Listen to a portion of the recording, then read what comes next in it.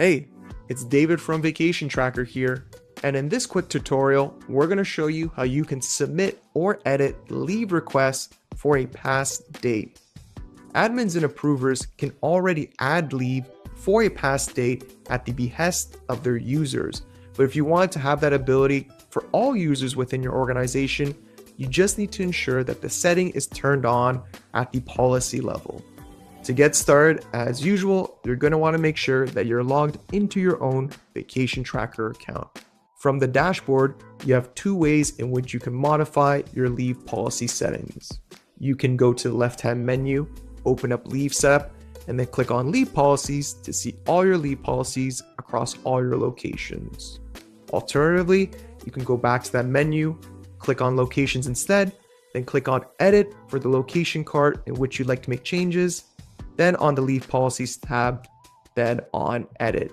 Either way, you'll be brought to this same page. To allow users to edit and request leaves for a past date or a date that has already elapsed, you just need to check off this box right here that is titled Edit and Request Leaves in the Past. Once it's checked off, you can scroll all the way down and click on Update. So now when a user goes to request leave, if they select the leave type that we just modified, when they go to choose their start and end date, they will now be able to pick a date that is in the past, and they can submit it as usual as if it was a normal leave request.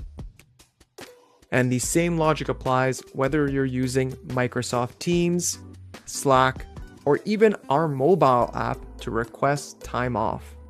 Thanks for checking out this tutorial. If you want to learn more about requesting leave and how it all works, then feel free to check out our Help Desk Center, which has tons of articles covering this subject in much more depth. And if you run into any issues whatsoever when modifying your leave policy settings, or if you have other questions, then don't be shy about reaching out to our support team, either via chat or email.